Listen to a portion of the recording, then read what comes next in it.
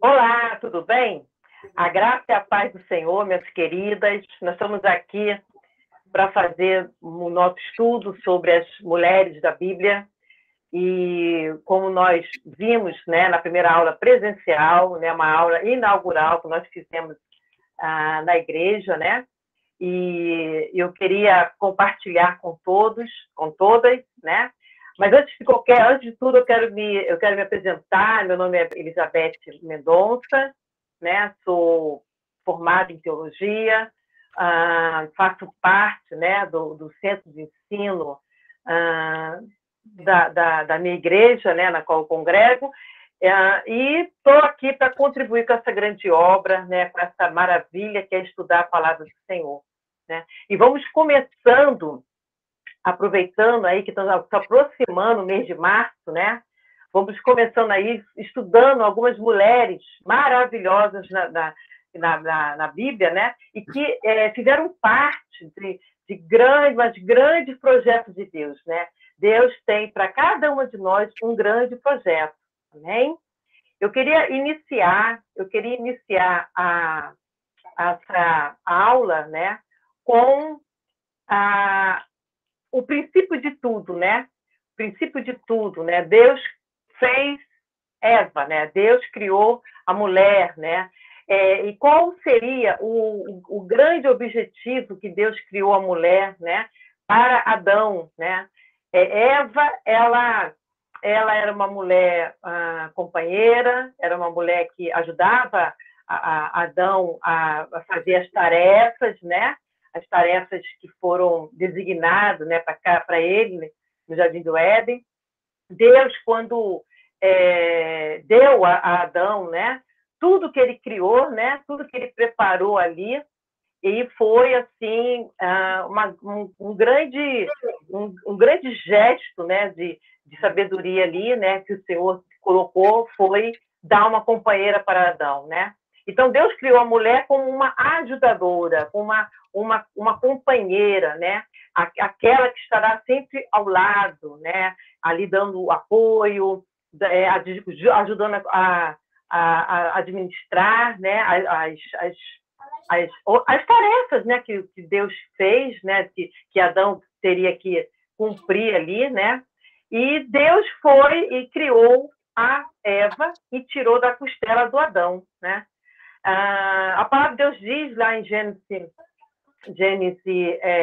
2, no versículo 21, né, que Deus escolheu a costela de Adão, por quê? Porque representava uma parte muito íntima de Adão, né? Então, Deus criou a mulher, Deus criou Eva, né, através da costela de Adão, né? E pois o homem, ele não se originou da mulher, mas a mulher do homem, né? Está lá no versículo 8, né, do nosso estudo. E do versículo 9 diz que, além disso, o homem foi criado por causa da mulher, mas a mulher não foi criada por causa do homem, né? Então, Deus criou a mulher, a Eva, para exatamente estar ali como sua companheira, sua ajudadora, né? E também nós temos também a curiosidade de saber que o nome Eva significa vida, mãe de todas, né? E as características de Eva? A Eva, ela tinha características de companheirismo, cooperação e correspondência, né? A Eva, ela era companheira, né? Existe uma grande diferença de companhia, né? A companhia, Adão já tinha companhia de outros seres viventes, né? Mas Eva era a companheira, né? Aquela que estava ao lado, correspondendo tudo que ele necessitasse, né? E a cooperação, outra característica, ela dava toda a assistência a Adão, tudo que ele precisava para que uma tarefa secundariamente fosse cumprida. Correspondência, a outra característica, a terceira, que a mulher Eva é como a outra metade de Adão, ou seja, ela possuía natureza, dores, conformações, qualidades opostas, mas não antagônicas, ou seja, o osso do meu osso, a carne da sua carne, né? A verdade é que eles se encaixam, né? Eles têm afinidade, possuem compatibilidade de gênio, né? A gente escuta muito falar, eu não sou compatível, né? ao gênio do meu companheiro, e isso não existia, né, entre Adão e Eva. Então, eu queria saber de vocês, visto do que a gente acabou de analisar sobre Eva, a mulher do princípio de tudo, e qual dessas características você se acha melhor com o seu Adão, né? Ou seja, qual dessas características você tem, né? Que você desempenha com o seu Adão, né? O seu Adão é o quê? O seu esposo, tá? E quais dessas características você acha que está faltando no seu casamento com o seu Adão? Muitas das vezes a gente não conseguimos enxergar, mas muitas das vezes nós estamos querendo ser mais do que o nosso Adão, né? Nós estamos querendo ser mais do que a cabeça, Cristo, né? Jesus falou que o homem é a cabeça da família, né? Do casamento. Então, o que você faria também para que essas características de Eva nos tempos atuais? Porque é difícil. É um tempo que nós estamos vivendo, né? Dizendo que a mulher tem mais, a mulher vem sobressair um pouco mais, né? Que a mulher, porque não pode ganhar não pode ter um salário melhor, né? Essas coisas. Os tempos atuais, né? É difícil. Mas para nós que somos e conhecemos a palavra do Senhor, sabemos que não é difícil. Não é difícil. Amém?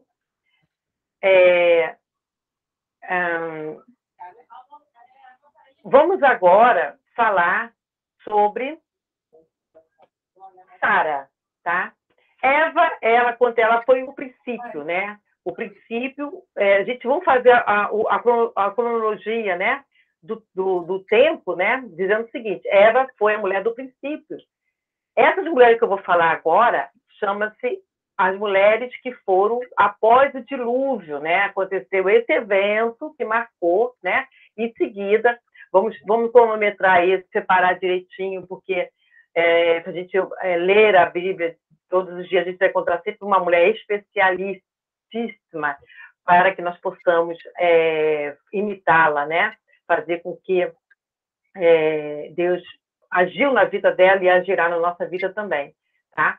Então, lá no dilúvio, lá em 2370 a.C., vamos encontrar Sara, né? Sara,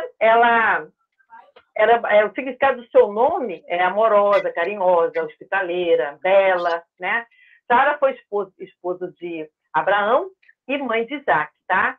Sara deixou para trás a vida confortável que tinha em sua cidade Ur, né? A cidade de Ur é uma cidade mesopotâmia, né? Então é uma cidade que tinha muito comércio, era transação comercial, e o texto diz que Sara morava muito bem, ela tinha família, parentes, né? E ela vivia muito bem, a casa de Sara era muito bem decorada, tinha lindos tapetes, porque se vendiam muito, se faziam muitos tapetes, né? Então, Sara tinha uma vida confortável, tá? Então, Sara, porque Sara dali, ela recebe uma ordenança, né?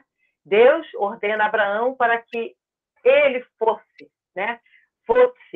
Ou seja, pegasse a sua esposa e ir para a terra que Deus há de mostrar ainda. Não se sabia em que lugar que era, para onde era, se era o lugar logo ali, né? Quanto tempo iria chegar, mas Sara simplesmente obedeceu. Simplesmente ela foi, né? Ela não deixou, ela não indagou, ela não questionou, né? Isso está lá escrito, né? Lá em Gênesis 12, no versículo 10, versículo 15, Sara apoiou a decisão de Abraão. Apoiou. Mais tarde, Deus disse que daria um filho a Abraão, né? Essa promessa era para Abraão, né? Mas Sara reteve, né? Ou seja, ela sabia que Abraão teria filho, né? Então, ela ficou aguardando ali. Então, quando chegou o dia dessa promessa, né? Sara já estava com 90 anos e Abraão com 100 anos, quando nasceu Isaac, né? Mas antes de nascer Isaac, aconteceu umas coisinhas, né? Ocorreram aí alguns eventos, né? A história de Sara mostra que sempre podemos confiar em Deus, vai cumprir essa promessa, mesmo que isso fosse impossível, né? Por causa da sua fé, Sara abandonou a sua confortável casa lá em Ur, e sua família. apesar das tentações, né? Quando a comitiva, né, de Abraão passou pelo Egito, né? Faraó se interessou por Sara, Faraó ofereceu, né, joias, enfim, mas Sara não ficou atentada com isso, mesmo com a vida simples que ela havia passado pelo deserto, né, armando tenda, desmontando tenda, costurando tenda, porque não era fácil, né? Sara apoiou seu marido nessa grande viagem para uma terra desconhecida, né? E Sara não ficava de braços cruzados, era muito trabalhadeira, gostava de ajudar, consertar. Ela era realmente uma ajudadora, uma companheira mesmo. Então, Sara ficava olhando, ela não ficava olhando para o passado, porque ela olhava para o futuro, porque ela sabia que no futuro teria o que? Promessa. E a promessa de Deus vai se cumprir, né? Então, só que a gente tem umas coisinhas que a gente não devemos aprender com Sara, né? Sara, ela é o exemplo de perigo, tá? Perigo que as promessas de Deus sejam realizadas por nossas mãos. O que Sara fez? Como ela viu que, né, ela saiu de ela tinha em torno de 60 anos, né? E quando ela viu que o filho não seria impossível, porque já não havia mais, né, o costume das mulheres, né? Então, o que Sara faz? Então, Abraão vai ser pai, mas então eu vou dar, né? Eu vou dar a minha serva, né? Para que ela tenha um filho com Abraão, né? Então, Sara, ela pega a sua serva e dá, né? Ela dá para dormir com Abraão, né? E nesse encontro resultou quem? Ismael, uma criança, né? Que veio como filho de Abraão, né? Porém, né? Da serva, né? De Sara, né? E essa criança, ela foi crescendo e ela foi ocasionando ciúmes, conflitos entre as duas mães, né? No caso, né? Entre Sara e a mãe de Ismael, mesmo entre seus dois filhos, porque depois que Isaac nasceu, os dois ficavam brigando, né? Então, veja, olha o tamanho do conflito, do problema sério que Sara ocasionou, porque ela quis levar adiante essa promessa, ela quis fazer com que essa promessa fosse materializada pelas mãos dela, né? Pelo que ela, o jeitinho, aquela coisa de jeitinho, sabe? Ah, vou dar um jeitinho, vai acontecer, Deus falou que vai acontecer, então vou lá, vou dar um jeitinho. E, até os dias de hoje, Ismael representa o quê? Os árabes, né? E os dias atuais, como eu estou falando, né? E os irmãos de Ismael são os israelitas, né? Que vêm a ser a descendência de Isaac. Então, nós não devemos colocar. Deus falou que vai fazer, Deus é uma promessa de Deus, vai se cumprir. No tempo de Deus, não é o nosso tempo, né? Vamos lá, então, vamos refletir um pouco, né? Temos que exercer a fé que vai além das nossas limitações pessoais. Está lá em Hebreus 11:11, né? Às vezes, nós também podemos ficar nos perguntando quando Deus vai cumprir suas promessas. Veja, Deus falava com Abraão, mas não falava com Sara, né? Deus falava com Abraão, prometeu a Abraão a terra, né? Pai de muitas nações, né? Um filho, né? Mas não falava com Sara. Imagina a cabeça de Sara. Imagina a cabeça de Sara. Deus prometeu a Abraão, mas não prometeu para mim, né? Então isso gerou nela muitos conflitos internos. Ela certamente ela ficou muito em conflito consigo mesma, né? Tanto que ela foi lá e deu Agar, né? A sua serva para uma noite com Abraão, né? Achando que o filho seria de Abraão com Agar. Mas o filho da promessa não era Ismael, o filho da promessa era Isaac, né? Então, o que podemos aprender da fé que Sara mostrou, né? O que nós podemos aprender com isso tudo? É aguardar o tempo de Deus, é crer, saber que vai acontecer, né? A fé é o firme fundamento das coisas que a gente não vê, mas nós cremos que vai acontecer. Isso chama-se fé, né? Então, em discussão, querer levantar uma discussão aqui, tá? Você está pronta para fazer mudanças se Deus as pedir?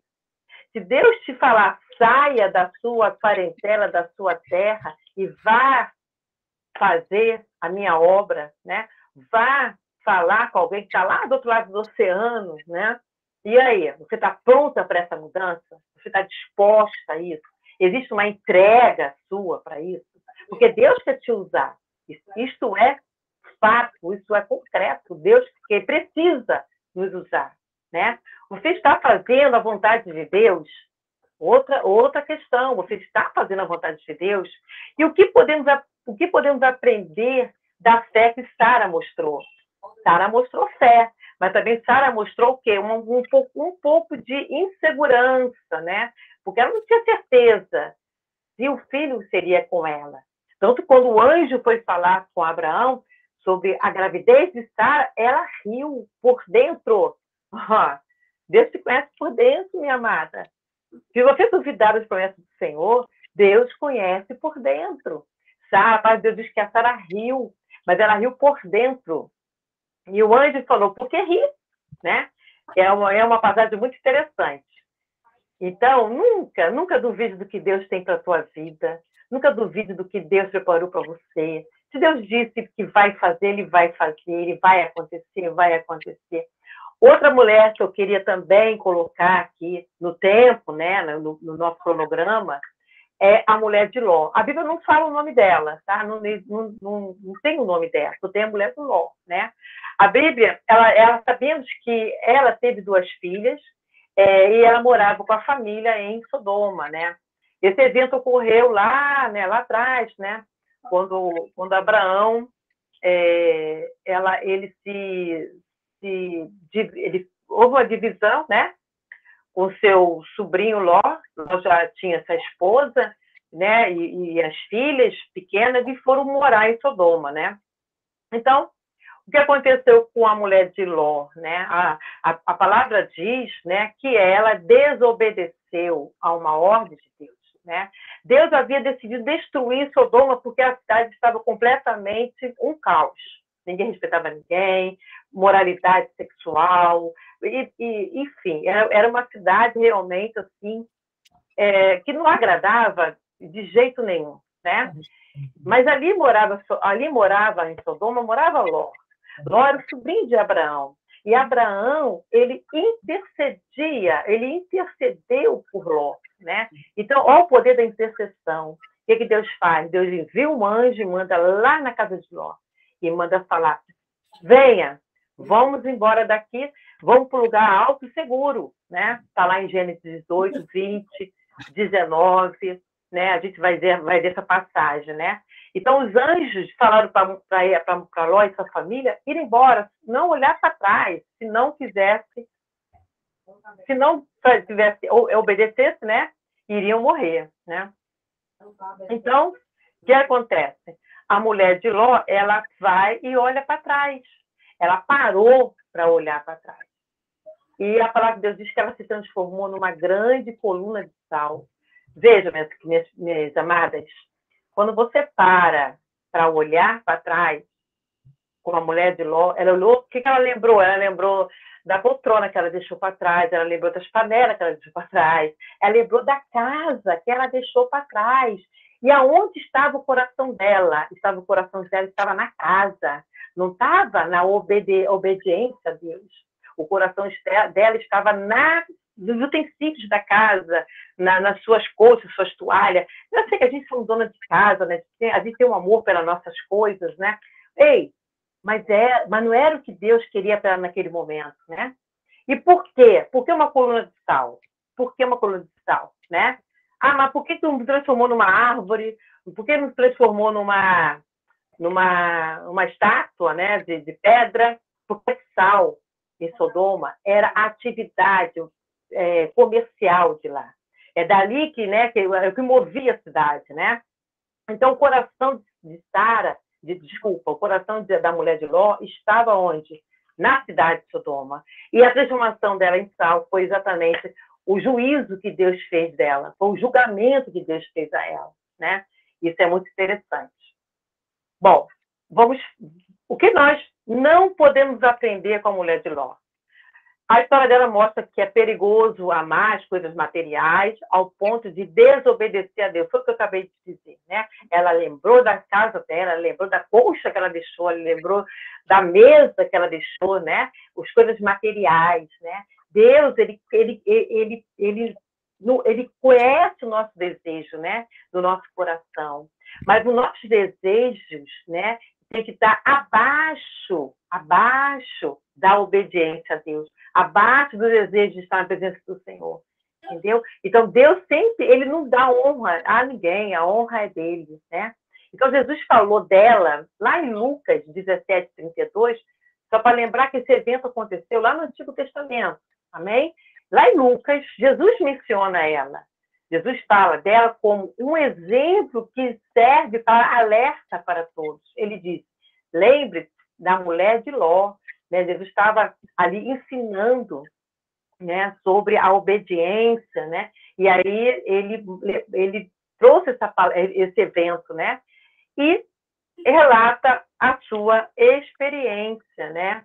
O que acontece? Nós não podemos deixar que as coisas desse mundo fiquem à frente de Deus. Ei, Deus te deu uma casa de campo, uma casa de praia. Ei, não é para você esquecer de adorar e glorificar aí a casa do Senhor. Ei, você está morando, que Deus me deu um marido, casei. Ei, mas você vai deixar de ir para a casa do Senhor, porque agora tem um marido em casa, entende? Então, essas coisas que Deus não quer, né, isso para nós, né? Que Deus quer ver em nós que nós tenhamos um coração obediente, amém? Um coração obediente. Isso é muito importante. E vamos discutir aqui algo assim, tipo, você tem olhado para trás de onde Deus te tirou? Essa pergunta é crucial, né? A palavra de Deus diz que Jesus, ele lá na cruz, né? Ele pagou um alto preço pela minha vida, pela sua vida. E aí? Você tem olhado para trás? Você tem olhado para o Egito, né? Você tem olhado para Sodoma, como fez a mulher de Ló? Você tem olhado para o Egito, como fez o povo Israel, reclamando da vida no deserto? E aí? Outra pergunta, quando você olha para a sua vida hoje, o que você vê? Quando você olha para a tua vida hoje, a vida que era ontem, lá atrás, e tua vida hoje, o que você vê? Você se vê melhor? Se vê pior? Eu creio, com certeza, que a sua vida, na presença do Senhor, é muito melhor, né? Amém? Então, vamos falar um pouco sobre a outra mulher maravilhosa na Bíblia, que a chama-se Rebeca, né? Rebeca era síria, era neta de Naor, sobrinho de Abraão, né? Filha do sobrinho de Abraão, o Betuel. Ou seja, Rebeca era uma parente de Abraão, né? Seu nome refere-se o quê? Envolver-se e unir, né? Ela era esposa de Isaac, estéril, teve com ele 2 filhos, né? Jacó e Esaú, tá? Apareceu lá em Gênesis 25:21, relata que Rebeca era estéril. Amém? Amém? O que Rebeca fez, né? O que Rebeca fez? Rebeca, ela obedeceu a Deus, né? Obedeceu, ao contrário da mulher de Ló, né? Mesmo quando isso foi muito, muito difícil para ela, porque enquanto ela estava tirando água de um poço, chegou um homem, esse homem é o servo de Abraão, e pediu um pouco de água. Mas ela não somente deu água para ele, como também deu água para os 10 camelos, né? Que ele estava ali junto dele, né? Então, a gente fala em Gênesis 24, de 15 a 20, né? Aquele homem era um servo de Abraão, como eu falei, ele tinha viajado uma grande distância para encontrar uma esposa, né? Para o seu filho, né? Ele havia orado a Deus que abençoasse sua missão. Então, ele falou, né, em oração, Senhor, aquela que sair para pegar água, né? Que me dê água e também dê água para os camelos, né? Que Deus abençoasse, né? Então, tudo que o servo de Abraão foi falando durante a viagem, né? E ali aconteceu, de fato, né? Então, quando viu como Rebeca trabalhava, ou seja, enquanto ela estava ali dando água para ele, água para os camelos, muito hospitaleira, né? Ele percebeu que Deus havia respondido sua oração, né? Porque estava vivendo ali o que ele havia orado, né? E mostrou para ele que era ela a pessoa certa para Isaac, né? Quando a Rebeca descobriu que aquele servo estava fazendo ali, ela concordou em ir com ele e se casar com Isaac. Mais tarde, Rebeca se tornou mãe de 2 irmãos gêmeos, né? Ou seja, quando ela soube que aquele homem era servo de Abraão, né? E estava ali para arrumar uma noiva, né?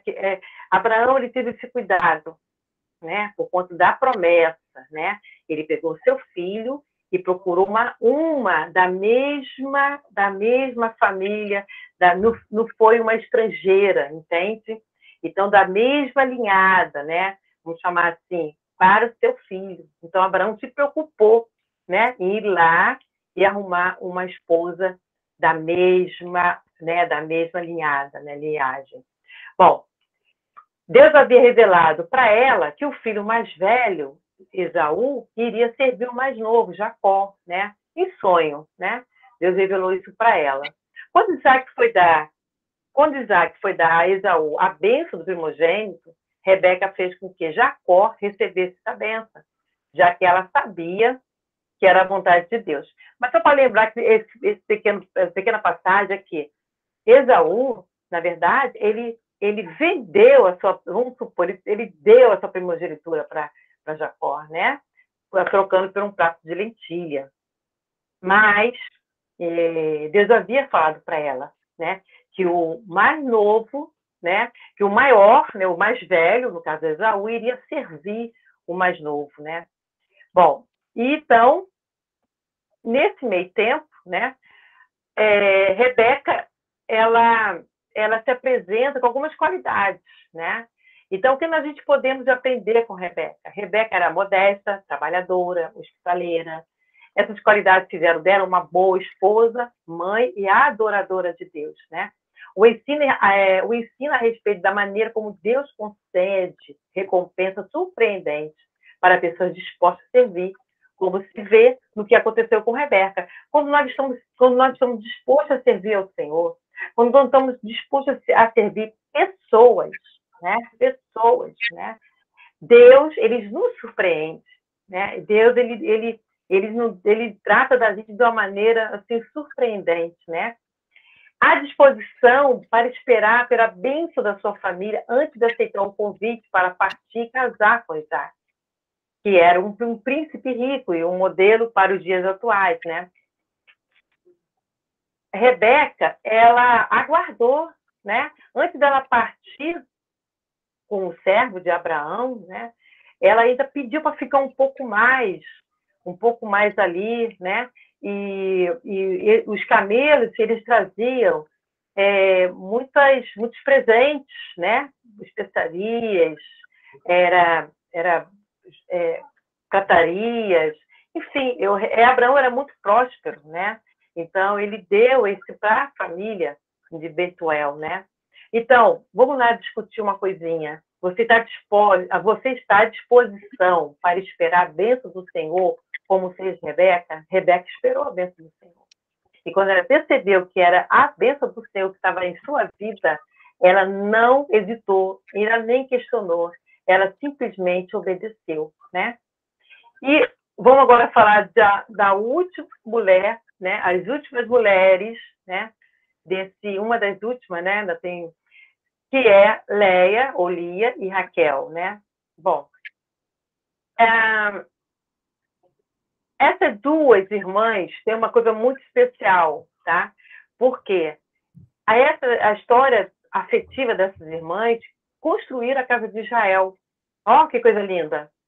Duas irmãs que formaram as 12 tribos de Judá, né?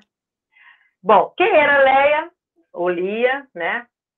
Ela tinha olhos meigos, tenros, né? Mas Raquel era bonita e atraente. Labão tinha 2 filhas. O nome da mais velha era Lia, né? E a da mais nova, Raquel. A Lia foi a primeira esposa de Jacó. Seu nome significa em hebraico Lear, vaca selvagem, né? Uma coisa interessante mais tarde, pode ser que eu fale lá adiante, mas eu gosto de falar bem, né, assim, no início. Lia, tinha um temperamento bem diferente de Raquel. Lia era ela tinha aquele sentimento de inspecção, sabe? Ela não tinha vontade, né? Ela não tinha muitos amigos, né? Ela era muito reflexiva mesmo, assim, nela mesma, né? Gostava muito de ficar pensando, sozinha, nos seus pensamentos, tímida, né? Então, Lia, né? Ela foi a primeira esposa de Jacó, porque lá, né? Labão, né? O que ele faz? Ele engana Jacó, né? Faz Jacó trabalhar por 7 anos, né? E na hora do casamento, Jacó amava muito Raquel era muito bonita, né? E Leia não chamava nenhuma atenção, mas ela tinha um bom coração, e um coração voltado para Deus, isso é importante a gente dizer, né? Mas Labão, o que ele faz? Ele pega e na noite da núpcia coloca Lia para Jacó, né? E aí, Jacó, percebendo isso, no dia seguinte, né? Ele foi lá reclamar com Labão, mas Labão falou, trabalha mais 7 anos que eu te darei Raquel, né? Então foi o que aconteceu. Para a gente poder entrar aqui no mérito do contexto aqui. Então, Jacó, ele amava mais Raquel do que Lia, né? Por isso, Lia ficava com ciúmes e estava sempre competindo com a sua irmã pelo amor e atenção de Jacó, né? Bom, o que podemos aprender com Lia? Lia confiava em Deus e orava a ele. Esse é o diferencial, né? Raquel, ela ficava naquela coisa de Jacó me ama, então estou tranquila, né? Ela se respaldava nisso, mas Lia não. Lia, ela orava a Deus, ela confiava em Deus, né? Então Deus viu que Lia estava passando, então e abençoou ela, ou seja, abriu a sua madre, né? Lia, ela vivia angustiada, porque ela via o amor de Jacó por Raquel, né? Ela via a preferência de Jacó por Raquel, e aquilo angustiava ela. E Deus viu que ela estava passando, a situação toda dela, e começou a dar filhos para ela. Ela teve 7 filhos, 6 filhos e uma filha, né? Embora tivesse problema com a sua família, ela conseguia ver como Deus a estava ajudando, né? E era grata a isso, né? A vida de Lia mostrava de uma maneira realista que a poligamia não funciona, embora Deus tenha tolerado essa prática por um tempo, né? Então, a verdade é essa, a poligamia, ela realmente não funciona, porque ou você dá atenção bem a uma ou dá atenção bem a outra, né? Mas nessa época que Deus tolerava bastante esse tipo de união, né? Bom, vamos falar agora um pouco de Raquel. Raquel era a filha mais nova de Labão, foi a segunda esposa e preferida de Jacó, só que ela era estéril, né? Seu nome significa ovelha, mulher mansa ou pacífica. Gerou 2 filhos, José e Benjamin, tá? Raquel, né? O que ela fez, né? Raquel não teve paciência em Deus para gerar filho, ou seja, ela não quis esperar, né? Ela quis realmente, assim, já que Lia havia dado filhos, né? E filha, ela começou a pegar o quê? As servas dela, no caso, a Bila. A serva é uma outra, né? Outra serva aí na história, né? Lembrando muito lá de Sara, né? Então ela falou, vai lá e tem relação com ela para que dê luz sobre os meus joelhos, para que eu sim, obtenha dela filhos. Está lá em Gênesis 32 e 3, né? A atitude de Raquel pode ser difícil de compreender, mas era costume aceitável uma mulher estéril oferecer uma criada ao marido. Realmente é uma situação constrangedora, né? não gerar filho, e não gerar filho nessa época era realmente motivo de vergonha, né? A pessoa, a mulher se sentia assim, tipo, para que eu estou aqui, entende? Já que a finalidade era o que? Era procriar, né? Era multiplicar, né? Bom, o que podemos aprender com Raquel? Raquel talvez tenha pensado que estava agindo em harmonia com as suas orações quando deu a sua serva para Jacó. Mas não era o modo de Deus dar um filho a ela. Ou seja, Deus sabia que havia a madre de Raquel, mas ela não reconheceu isso. Ela queria mais uma mulher na Bíblia, né, como Sara, quis colocar o quê? Dar uma mãozinha, vou dar uma mãozinha para Deus agir, né? E essa mãozinha para Deus agir é o diferencial, né, para que tudo dê errado, né? Então, não devemos ficar impacientes quando pedimos algo a Deus. Ele pode responder nossas orações de maneira imprevista ou quando menos esperamos. Ou seja, você está orando? Você está jejuando? Você está adorando a Deus? Você sabe o que tu pediu a Deus? Então aguarda, espera, vai acontecer. Quando você menos espera, vai acontecer. Amém? Então, o que a Raquel fez? Raquel ela começou a querer comer um frutinho afrodisíaco chamado mandrágoras. As mandrágoras eram aqueles frutinhos afrodisíacos, né? Que acalentava a relação, subia os hormônios, enfim, né? Então, para poder ajudá-la a engravidar. Foi depois de 6 anos de casada que ela finalmente ficou grávida de José, porque Deus livrou-se dela e respondeu às suas orações. Então Raquel pode dizer: Deus tirou o meu vitupério, né? A minha vergonha, né? A minha aflição, né? Então, está lá em Gênesis 30, do capítulo 30, do versículo 22 a 24. Ei, quando Deus se lembra, quando Deus se lembra, né? Deus se lembrou-se dela. Ei, a tua oração é respondida. Quando Deus lembrar de você, mas é o tempo de Deus, não é o nosso tempo. Às vezes a gente quer orar e já quer orar de manhã e à tarde quer que aconteça. Ei, não vai acontecer assim. Porque a palavra de Deus diz que é o tempo de Deus. O tempo de Deus não é o nosso tempo. Amém? Então, vamos falar de uma consideração que eu acho interessante colocar aqui. A Lia e Raquel foram infelizes porque uma desejava o que a outra tinha. Era uma competição, né, das duas, né? De qualquer forma, Deus realizou seu propósito e ainda o realiza usando homens e mulheres imperfeitos, mas fiéis. As duas irmãs tinham seus defeitos, assim como nós temos, né? Por meio delas, Deus começou a cumprir sua promessa a Abraão. Por isso que no livro de Ruth 4:11 se refere a Raquel e Lia construir a casa de Israel. Dos 12 filhos que Jacó surgiu a nação de Israel. Amém? Então Deus tem um propósito. Olha, o propósito de Deus ele vai se cumprir. Nós não somos, né? Lia e Raquel eram mulheres iguais a nós, mulheres iguais a nós. Não tinha nada de diferente nela, né? Só que elas viveram numa época, nós estamos vivendo nessa época. Mas o propósito de Deus, ele vai se cumprir. Pode passar anos e anos, tempo e tempo, mas o propósito de Deus vai se cumprir em nossas vidas.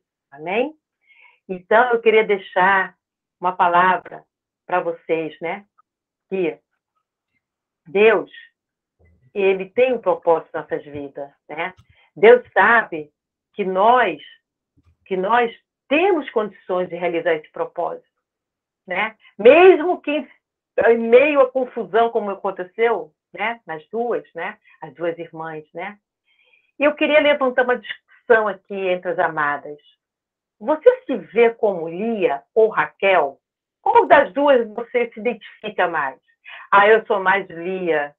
Ah, eu sou temerosa, né? Eu não sou bonita, né? Assim, por dentro, por fora, né? Mas por dentro, eu sou bela, porque Deus me veio viver bela, né? Ou Raquel, né? Raquel, ela teve que descer, ela teve que passar pelos orgulhos dela, né? Ela teve que se curvar diante de Deus. Só assim Deus abriu a sua margem. E foi bênção, porque a partir dela veio aí José e Benjamin, né? Então, foi bênção, né? Deus usou também a vida de Raquel, né? E aqui nós estamos terminando o nosso primeiro módulo, tá? E queria agradecer a todas vocês, tá? Já estou com saudade de já começar o segundo módulo e não vejo a hora. Tchau, tchau. Fique com Deus.